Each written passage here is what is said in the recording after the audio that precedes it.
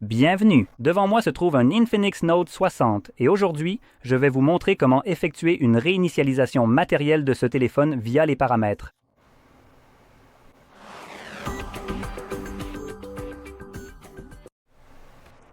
Donc, pour commencer, je tiens à parler rapidement de certaines choses importantes comme la sauvegarde de votre appareil. Réinitialiser votre téléphone supprime pratiquement toutes les données de votre appareil. Donc, si vous avez des éléments comme des photos, des contacts, des vidéos, des applications ou tout ce qui s'y apparente que vous souhaitez conserver, vous devriez en faire une copie. Maintenant, je vais vous montrer quelques façons de procéder. Au moins une façon que je vais vous montrer et une dont je vais parler. Parce que autant que je sache, Infinix n'a pas sa propre méthode pour faire la deuxième option. Je vais vérifier rapidement, cependant. Oh non, en fait, ils l'ont. Mobile Cloner. D'accord. Donc, je vais vous montrer les deux. Je ne vais pas réellement sauvegarder les appareils. Cela prendrait un peu trop de temps, mais je vais vous montrer comment nous pouvons nous y prendre, ainsi que les avantages et les inconvénients. Commençons donc par la plus courante, celle qui sera probablement la plus facile et aussi la pire, à savoir la sauvegarde Google. Nous pouvons ouvrir les paramètres et faire défiler jusqu'en bas vers Système, et dans Système, trouver Sauvegarde vers Google Drive. Et vous pouvez voir ici que nous avons les photos, les vidéos et d'autres données de l'appareil, et cela m'indique qu'ils sont tous deux en cours de sauvegarde, ce que l'on peut confirmer grâce à cette coche. Si vous avez la coche verte, cela signifie que vos données ont été sauvegardées et qu'elles sont sauvegardées de manière proactive. Maintenant, nous pouvons cliquer dessus et par exemple, pour Google Photos, vous pouvez voir qu'il indique l'espace ici, 15 gigaoctets au total. 15 gigaoctets, c'est la quantité de stockage que vous obtenez gratuitement de la part de Google avec votre compte Google. C'est également là que vos photos et vidéos seront stockées, et si votre bibliothèque de photos et de vidéos dépasse 15 gigaoctets, le reste de ce qui dépasse ces 15 gigaoctets est laissé de côté. Donc, en tant que sauvegarde de photos et de vidéos, c'est assez médiocre car, soyons honnêtes, vous avez probablement plus de 15 gigaoctets de photos et de vidéos, surtout si vous avez des vidéos en 4K à 60 images par seconde ou même en 8K. C'est donc absolument inutile dans ce cas, ce qui signifie que vous devez potentiellement effectuer une sauvegarde de vos photos et vidéos manuellement. Ce que vous pouvez faire, par exemple, c'est simplement prendre un câble, le brancher et transférer le tout sur votre ordinateur assez facilement, car il y a un dossier DCIM dans le... Lorsque vous ouvrez le dossier sur votre ordinateur, vous pouvez simplement prendre tout ce qui représente vos photos et vidéos ou, de manière générale, les médias présents sur votre téléphone. Maintenant, si nous revenons aux autres données de l'appareil, ce qu'il nous dit, c'est que ces autres données concernent des éléments comme nos contacts, l'historique des appels, les paramètres de l'appareil, les applications, les données d'application, les SMS et les MMS. Eh bien, je suis là pour vous dire que ce n'est que des conneries. Premièrement, appeler cela une sauvegarde est un mensonge éhonté. En réalité, cela ne sauvegarde même pas la moitié de ces données. Ce qui est sauvegardé, ce sont les choses que vous produisez en tant que données uniques et que Google peut monétiser en créant essentiellement des profils publicitaires et en vendant ces informations. Donc vos contacts, l'historique des appels et les messages SMS et MMS.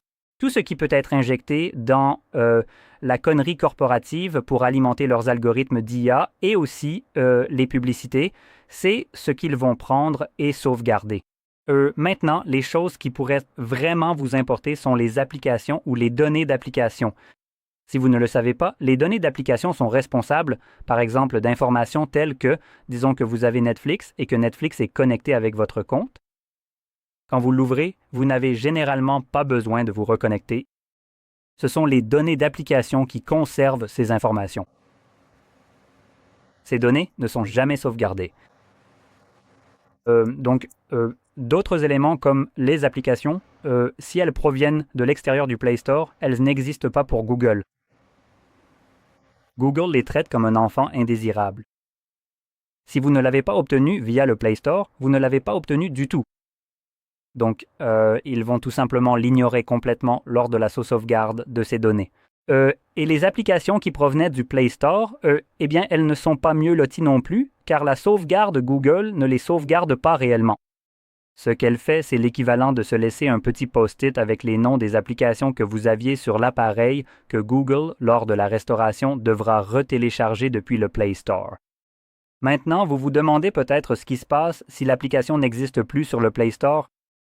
Et ce serait la bonne question à se poser, car si une application n'existe plus sur le Play Store, elle ne devrait certainement pas être téléchargée à partir de là, comme c'est le cas pour Yuzu. Nintendo s'est assuré que n'importe quel type de trace de cette information a été effacée. Ils ont littéralement passé au peigne fin le multivers pour trouver chaque émulateur Yuzu possible qui était disponible et se sont assurés qu'il a disparu, n'est-ce pas? Vous pouvez probablement encore le trouver quelque part sur Internet, mais il n'est plus sur le Play Store. Donc vous l'avez peut-être téléchargé depuis le Play Store quand il y était pendant une courte période, mais il n'y est plus, et même si vous l'avez sauvegardé, selon les conditions de Google, vous ne le restaurerez pas parce que cette sauvegarde ne vaut rien. Donc soyez juste au courant.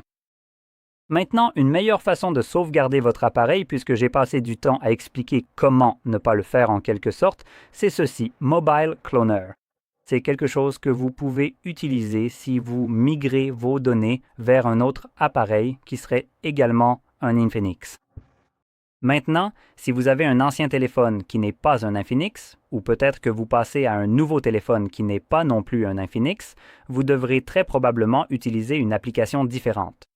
Vous utilisez l'application de l'entreprise comme Infinix, Mobile Cloner et l'application d'Infinix. Et ils font cela, ou créent cette application, pour vous aider à transférer des données vers leurs appareils et entre leurs téléphones. Et dans tous les autres cas, vous devrez essentiellement utiliser l'application du téléphone vers lequel vous transférez vos données actuellement.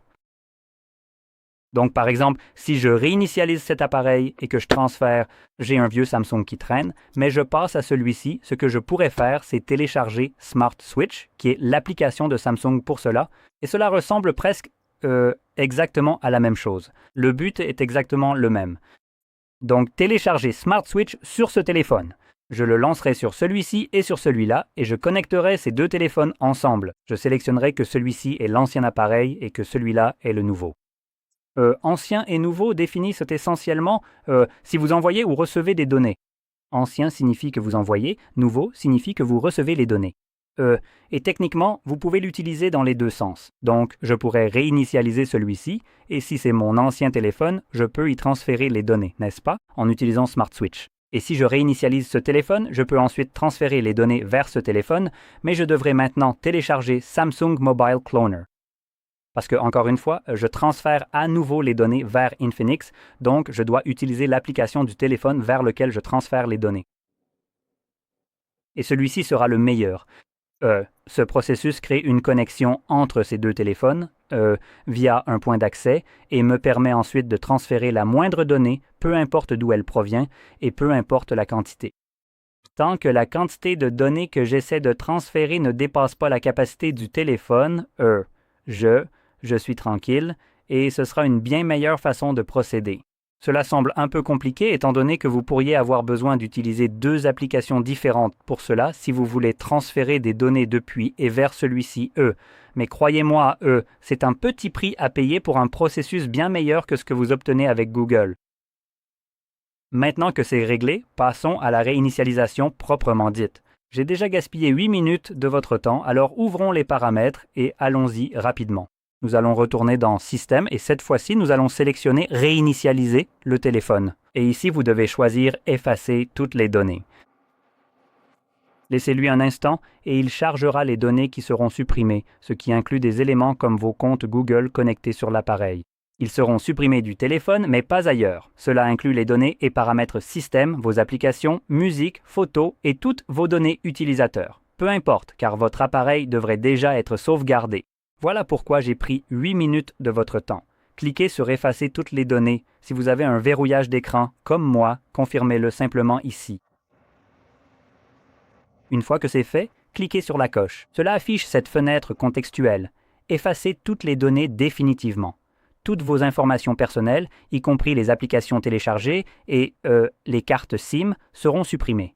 Vous ne pouvez pas annuler cette action. Encore une fois, nos données devraient avoir été sauvegardées. Alors effacez toutes les données. Laissez-lui un moment et il commencera à se réinitialiser aux paramètres d'usine. Maintenant, ce processus prendra environ 1 à 2 minutes pour se terminer et une fois terminé, l'écran de configuration d'Android s'affichera. Je reviendrai donc une fois que ce sera visible pour moi.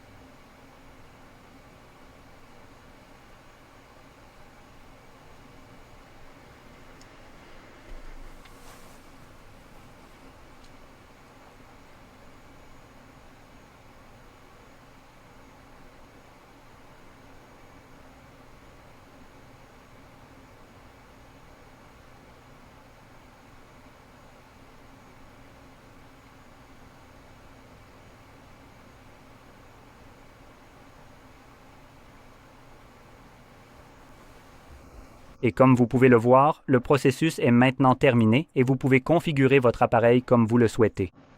Donc, si vous avez trouvé cela très utile, n'oubliez pas d'aimer, de vous abonner et merci d'avoir regardé. Et je ne suis pas non plus sûr de la raison pour laquelle la carte SIM est apparue. Elle aurait dû sortir. Juste. Ah, voilà. D'accord.